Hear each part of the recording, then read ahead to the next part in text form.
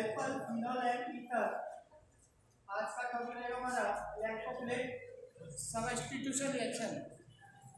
तो electrophilic substitution reaction हम first chapter alkyl halide में भी करा चुके हैं।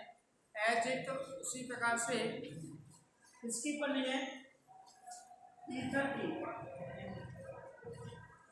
ईथर तो बेंजीन के ऊपर चेक करो, बेंजीन के ऊपर मैंने क्या किया तो CH3 ग्रुप लगा दिया। Then anisole या आइस नाम से मिथॉक्सी बेंजीन, ये हो जाता है मिथॉक्सी बेंजीन। मैंने क्या रिंग पर जो ग्रुप अटैचमेंट है वो CH3। तो मैंने ध्यान करो फिनॉल बताया था, उसमें भी मैंने क्लियर कर दिया था कि दो ग्रुप होते हैं, इलेक्ट्रॉन विट्रेन ग्रुप और इलेक्ट्रॉन डोनेटिंग ग्रुप। यहाँ पर ऐसे दो बताए थे, एक्टिवेटिंग ग्रुप और डीएक्टिवेटिंग ग्रुप। तो मैंने आपको इस रिंग पर वो CH3 ग्रुप अटैचमेंट है, तो आपको सबसे पहले चेक करना है कि रिंग से अटैचमेंट जो ग्रुप है, रिंग से अटैचमेंट जो ग्रुप है क्या एक्टिवेटिंग ग्रुप है, क्या वो डीएक्टिवेटिंग ग्रुप। मेन चीज आपको फोकस करना है। सो रिएक्शन केमिकल रिएक्शन हो जाएंगे, इलेक्ट्रोफिलिक सब्स्टिट्यूशन रिएक्शन जितने भी है वो कंप्लीट हो जाएंगे। तो हमें सबसे पहले फोकस करना है कि रिंग पर जो ग्रुप अटैचमेंट है क्या वो एक्टिवेटिंग ग्रुप है, क्या डीएक्टिवेटिंग ग्रुप है। तो सबसे पहले मैंने आपको पहले ही क्लियर कर दिया था कि दो ग्रुप में सिलेबस के अंदर जाकर मोस्टली CHO और COOH क्लियर। तो ये डीएक्टिवेटिंग ग्रुप है, पहले इनको लर्न करो ना सिलेबस के अकॉर्डिंग। तो इसका मतलब डीएक्टिवेटिंग ग्रुप है ये वाले दो, क्या इनमें से है, नहीं है, वो CH3 है, इसका मतलब एक्टिवेटिंग ग्रुप ही होगा। अब एक्टिवेटिंग ग्रुप है तो इसका मतलब यहाँ इसकी रेजोनेंस स्ट्रक्चर क्लियर करूं एक्टिवेटिंग ग्रुप से, तब इलेक्ट्रोफिलिक सब्स्टिट्यूशन रिएक्शन चलेगी।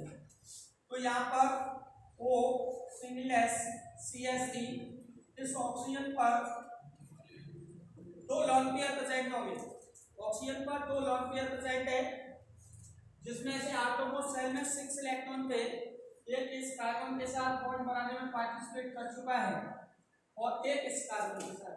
तो इसके पास ऑक्सीजन के पास दो लॉन पेयर हो गए। देन रेजोनेंस स्ट्रक्चर, दोनों इलेक्ट्रॉन को मैं इस पर ट्रांसफर कर दूं तो ये बन जाएगा आपका डबल बॉन्ड O, और इस तरह के दो इलेक्ट्रॉन, ये पॉजिटिव चार्ज, यहाँ पर ये CH3, इस बॉन्ड को मैंने इस पोजीशन पे अटैक कर लिया तो ये दो इलेक्ट्रॉन एक पॉइंट ले रहा है तो नेगेटिव चार्ज, देन बॉन्ड की पोजीशन ये। आफ्टर देन नेक्स्ट स्ट्रक्चर, इस बॉन्ड को मैंने यहाँ पर ट्रांसफर कर लिया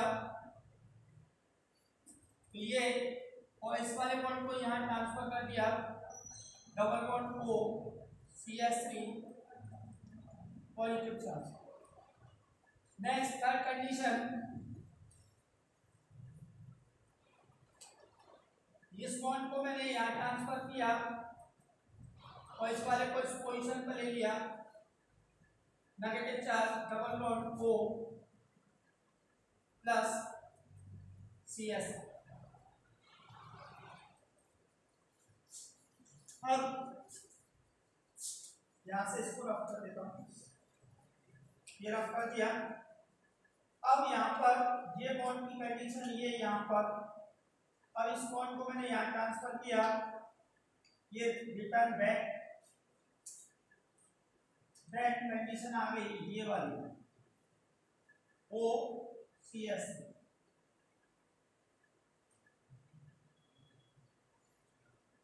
और इलेक्ट्रॉन। तो ये वाली ये आपकी main resonance structure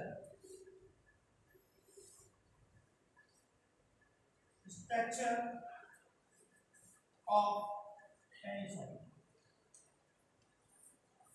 resonance structure of anisole जैसे फिनोल को बनाया था और जितने भी हेलोजन एटम है जिंक पर ClBr को अटैचमेंट करके रेजोनेंस स्ट्रक्चर बनाई थी।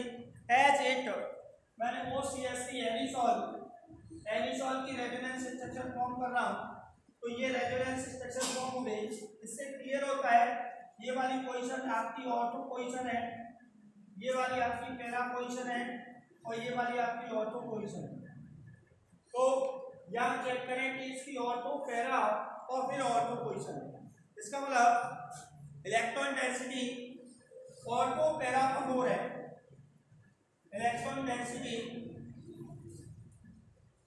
मोर in ortho and para position as compared to beta position। यहां पर देखें मेटा पोजीशन ये रही 3 ये वाली ये मेटा पोजीशन। क्या मेटा पोजीशन पर चार्ज आया? नहीं आया ना, तो इसका मतलब यहाँ पोजीशन पे एक इलेक्ट्रॉन है, इस पर 10, तो इलेक्ट्रॉन डेंसिटी कहाँ मोर है? ऑर्थो और पैरा पर। तो मैंने फर्स्ट अटैम्प्ट में क्लियर कर दिया था अटैकिंग रीजन वहाँ अटैक करेगा जहाँ इलेक्ट्रॉन डेंसिटी मोर होती। याद करो मैंने एग्जांपल भी दिया था, मतलब कोई भी चोर डकैती डालेगा तो वहाँ डालेगा जहाँ पैसा मोर होगा। तो बैंक में डकैती डालना आसान है कंपैरिजन देन किसके? कंगाल भिखारी के डालने से। तो बैंक में डकैती डाले वहाँ पैसा ही पैसा है। तो अटैकिंग एजेंट का मेन अटैक होता है, अटैकिंग एजेंट वहाँ अटैक करेगा जहाँ इलेक्ट्रॉन डेंसिटी मोर हो। अब इसका मतलब इससे it is clear that in resonance structure of anisole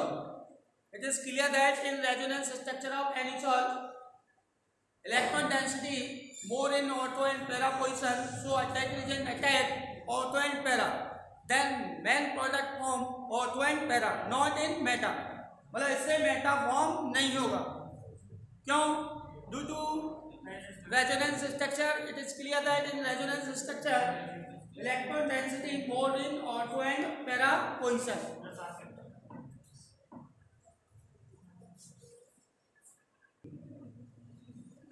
check करो बेटा, ये सभी को कंफर्म है। एज इट पहले भी आपको कई बार क्लियर करा चुका हूं कि ध्यान रखो दो ग्रुप बेंजीन रिंग पर कौन सा एक्टिवेटेड ग्रुप जुड़ा है या डीएक्टिवेटेड, तो वहां से ही आपको मालूम पड़ जाएगा इलेक्ट्रोफिलिक सब्स्टिट्यूशन रिएक्शन में क्या वो मेटा प्रोडक्ट फॉर्म करेगा या ऑर्थो और पैरा। तो हम अब रिएक्शन की ओर चल रहे हैं, रिएक्शन की ओर जहां 4 रिएक्शन बनी है। पहला हेलोजनेशन, दूसरा नाइट्रेशन, तीसरा सल्फोनेशन, फोर्थ रीडलक्राफ्ट। क्लियर? यही 4 रिएक्शन है फर्स्ट चैप्टर से लेकर 4th चैप्टर तक आपका यही है, बस ग्रुप चेंज करते रहो। इलेक्ट्रोफिलिक सब्स्टिट्यूशन रिएक्शन से इजी कोई रिएक्शन नहीं है, एक को लर्न कर लो, दूसरी इलेक्ट्रोफिलिक। बस रिंग पर देखो कि रिंग पर कौन सा है, एक्टिवेटिंग है डीएक्टिवेटिंग है। यदि आपका एक्टिवेटिंग है तो ऑर्थो पैरा बनाओ।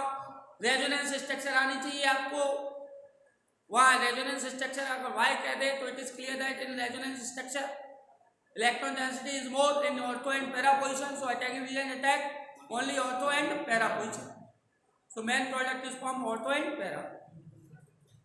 तो चलो चलिए गाइस आगे चलते हैं। नेक्स्ट अपना है टॉपिक इलेक्ट्रोफिलिक सब्स्टिट्यूशन रिएक्शन में हेलोजनेशन।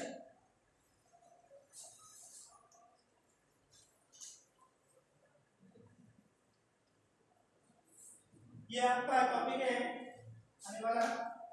तो हेलोजनेशन में सबसे पहले Br2 के साथ कर दो OCH3 plus Br Br। Clear? तो आपको ऑर्थोएंडम पैरा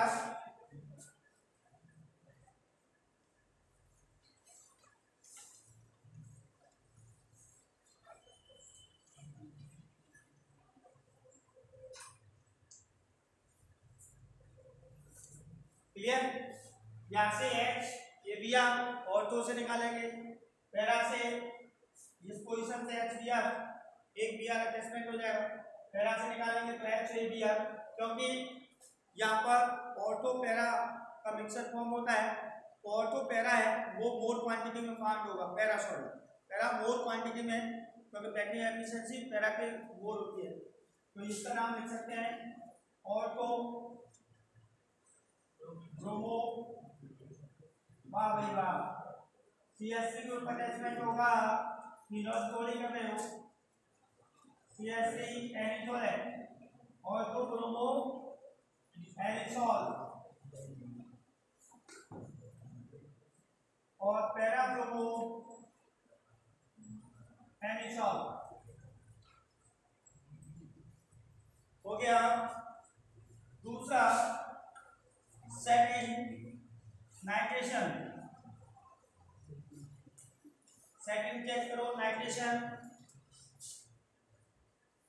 यहां पर नाइट्रेशन दिखा दो OCH3 का प्लस HONO2, मैंने पहले ही बता दिया है, H2SO4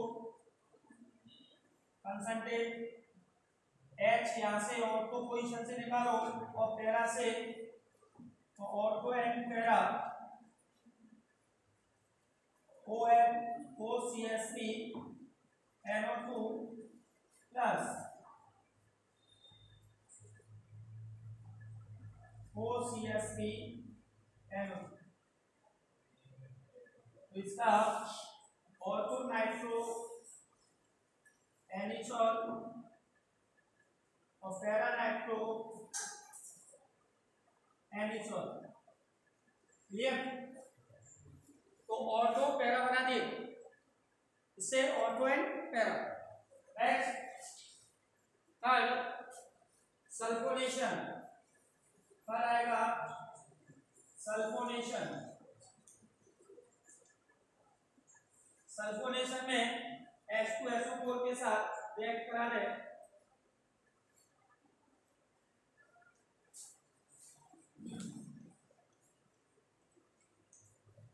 OCH3 प्लस H2SO4, तो HOSO3H,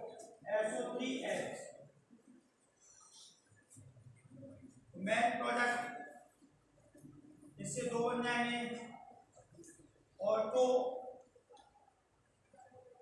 OCH3 SO3H और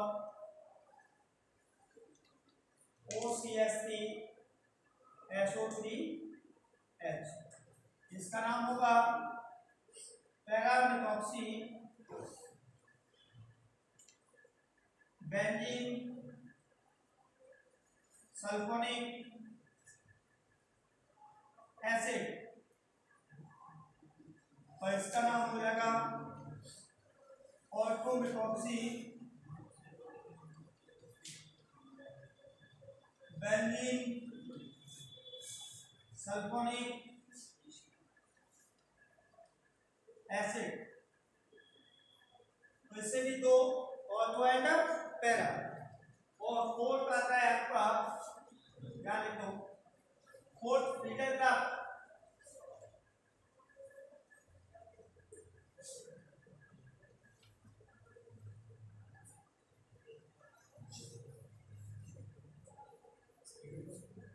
रिएक्शन।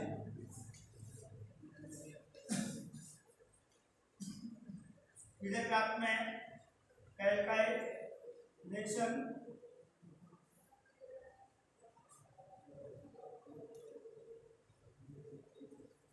यहाँ चेक करो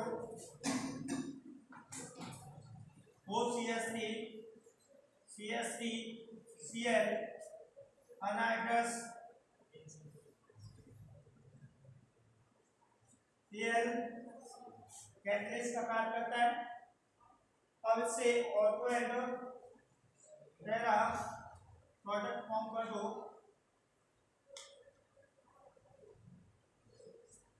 प्लस OCH3 then CH3। तो ऑटोमेथॉक्सीटोलिन ये क्या आ जाएगा? ऑटोमेथॉक्सीटोलिन बेंजीन के ऊपर CH3 ग्रुप लगा होता है, टोलिन CH3, तो इसको बोलते हैं टोलिन रिंग पर। तो ऑर्थो यहाँ से या 2 मिथाइल कैसे भी दे सकते हैं, लेकिन 2 मिथाइल मिथॉक्सी 2 मिथॉक्सी टोलिन और 4 methoxy toluene. Clear? Alkoxy group बनाना है इसको। तो ये ऐसे ही एल्काइलेशन के बाद आती है एसिटाइलेशन। तो इसका स्क्रीनशॉट ले लो फटाफट, नोट डाउन करो। आगे चलते हैं एल्काइलेशन, चलते हैं नेक्स्ट एसिटाइलेशन। नेक्स्ट हम पढ़ेंगे एसिटाइलेशन।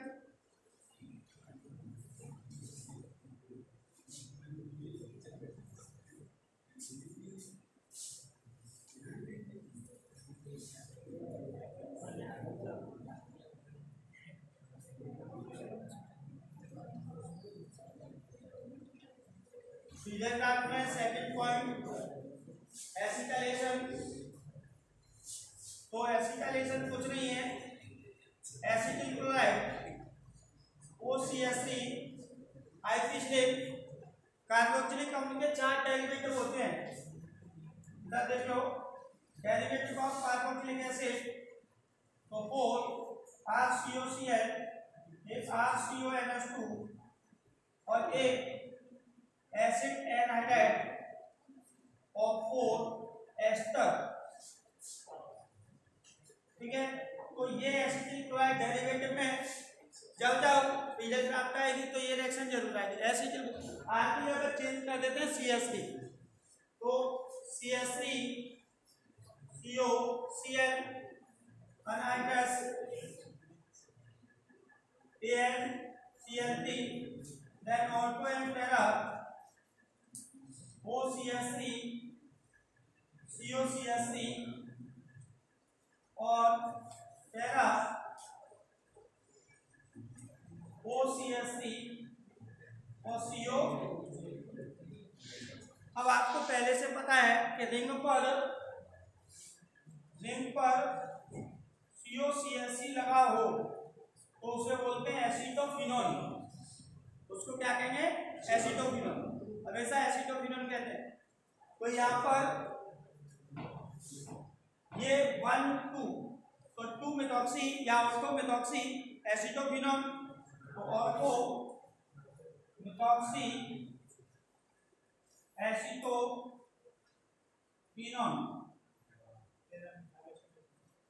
और पैरामिथॉक्सी एसिटोफिनोन। तो ये हो जाएगा, इसको साफ कर देता हूं, ये हो जाएगा पैरामिथॉक्सी एसिटोफिनोन। क्योंकि नंबरिंग हमें इधर से जाएगी 1 2 3 4 5 6, मतलब नंबरिंग का मतलब है कि COCH3 मैंने एक टेबल लगाई थी, ध्यान करो। आईपीएससी में RCOCH3 RCOR कौन से नंबर पे है? अपनी टेबल के अंदर की बात कर रहा हूं, 10 नंबर पर। कीटोन ग्रुप जो इंक्रीजिंग ऑर्डर आईपीएससी कराया था उसमें और ईथर है वो 16 नंबर पे है ROR। तो नंबरिंग में मेन फंक्शन ग्रुप कौन सा है, उधर से नंबरिंग चालू होती है। IPC देना चाहते हैं तो ये चीज भी ध्यान रखा करो, ठीक है। अब तीसरा बेंजोलेशन। बेंजोलेशन में क्या करना है, इसको हटाओ, बेंजोइल क्लोराइड, ये क्या बन गया बेंजोइल क्लोराइड, तो वहां COC6H5 हो जाएगा, यहाँ भी COC6H5। तो ऑटो मिथॉक्सी बेंजोफिनोल यहाँ C6H5 की जगह पर OCH3 तो रहेगा, तो 1 2 यहाँ पर हो जाएगा C6H5, तो और यहाँ भी COC6H5। क्लियर। तो 2 मिथॉक्सी एसिड बेंजोफिनोल और 4 मिथॉक्सी बेंजोफिनोल। तो यहाँ पर हमारा ईथर पूरा कंप्लीट होता है। तो हमने सबसे पहले इसके अंदर टॉपिक पढ़े, इस चैप्टर के अंदर सबसे पहले एल्कोहल, और एल्कोहल के साथ में पढ़ा था फिनोल। अब लास्ट टॉपिक बचा था ईथर। यहाँ पर ईथर की केमिकल रिएक्शन का एंड होता है। तो ये chapter is finish. Next chapter start होगा aldehyde and ketone and carboxylic acid. आपकी नेक्स्ट यूनिट है 12 unit aldehyde, ketone and carboxylic acid. Clear.